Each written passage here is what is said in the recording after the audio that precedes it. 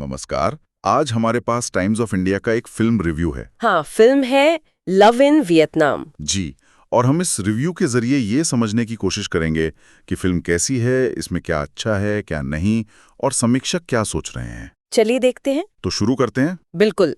तो ये रिव्यू है 12 सितंबर 2025 का। हाँ और सबसे पहली चीज जो नजर आती है वो है रेटिंग। हाँ, रेटिंग। सिर्फ 2.0 स्टार्स, जो मतलब काफी कम है। हाँ, ये तो साफ है कि समीक्षक कुछ खास इंप्रेस नहीं हुए। बिल्कुल नहीं। और रिव्यू शुरू भी कुछ ऐसे ही होता है कि फिल्म दिखने में तो बहुत सुंदर है, मतलब विजुअली अपीलिंग, लेकिन कहानी और उसका नरेशन वो कमजोर बताया गया है। अच्छा। और दिलचस्प बात यह भी है कि ये एक नॉवल पर आधारित है, सब्बातिन अली का 1943 का नॉवल मेडोना इन अ फर कोट। जी, रिव्यू सीधे सीधे अडेप्टेशन पर तो कमेंट नहीं करता, पर कहानी की जो कमजोरियां गिनाई हैं शायद वो इसी तरफ इशारा करती हूँ।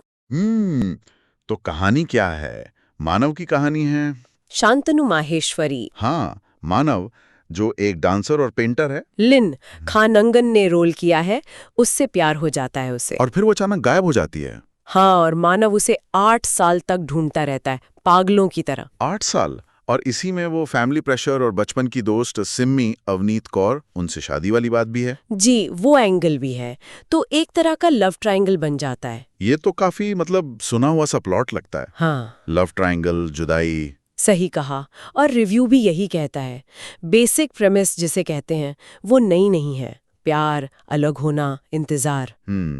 डायरेक्टर रहत शाह काज़मी ने कोशिश तो की है वियतनाम की सुंदरता को यूज करके एक ड्रीमी सा माहौल बनाने की। हाँ, वो तो विजुअल्स की तारीफ है भी। जी, मानव एक पंजाबी लड़का है।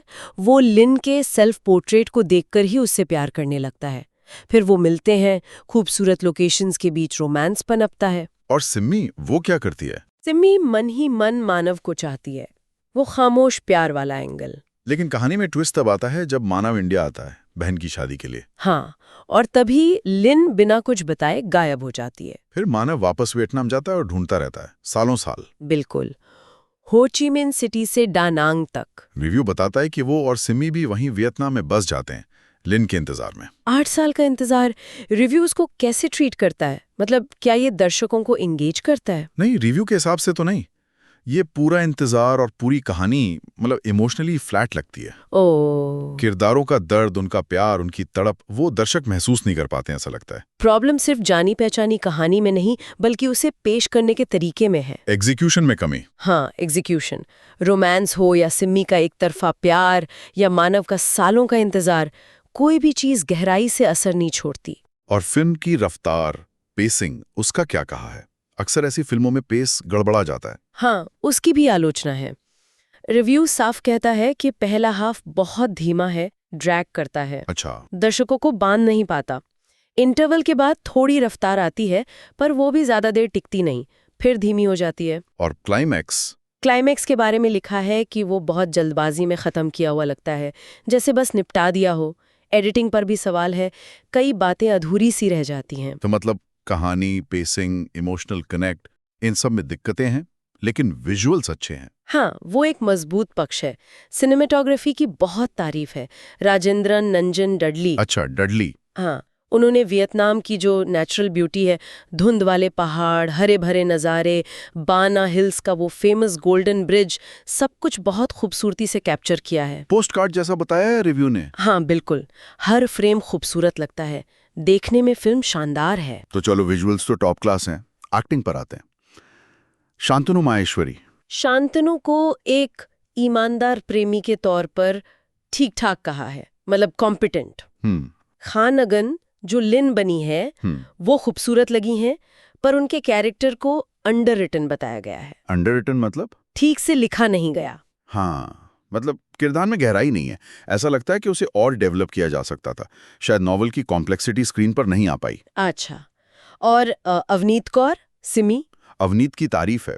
कहा है कि वो शरारती दोस्त के रोल में स्क्रीन पर एनर्जी लाती हैं और इमोशनल सीन्स में भी प्रभावित करती हैं। ओके, और छोटे रोल्स में? राज बब्बर और साकिब अयूब का जिक्र है, उनका काम भी अच्छा बताया गया है। तो कुल मिलाकर अगर देखें तो रिव्यू का निचोड़ क्या है? निचोड़ यही है कि लव इन वियतनाम आंखों को अच्छी लगने वाली फिल्म है, विजुअली स्टनिंग, लेकिन कहानी जो है वो प्रेडिक्टेबल है और उसका ट्रीटमेंट कमजोर है। तो ये सब मिलकर इसे एक औसत मतलब एवरेज फिल्म बना देता है। तो सार यही निकलता है कि सिर्फ खूबसूरत लोकेशन या सिनेमेटोग्राफी एक फिल्म को बचाने के लिए काफी नहीं है। बिल्कुल, कहानी में दम होना, किरदारों से जुड़ाव होना, वो बहुत जरूरी है। हाँ, ये समीक्षा हमें यही याद दिलाती है, फिल्म बनाना सिर्फ सुंदर तस्वीरें दिखाना नहीं है, कहानी को असरदार तरीके से कहना भी उतना ही, शायद उससे ज्यादा जरूरी है। और ये एक सवाल भी उठाता है ना, खासकर जब आप किसी नॉवेल को अडैप्ट कर रहे हो, क्या विजुअल ग्रैंड्योर मतलब देखने की भव्यता कहानी की कमियों को छुपा सकती है?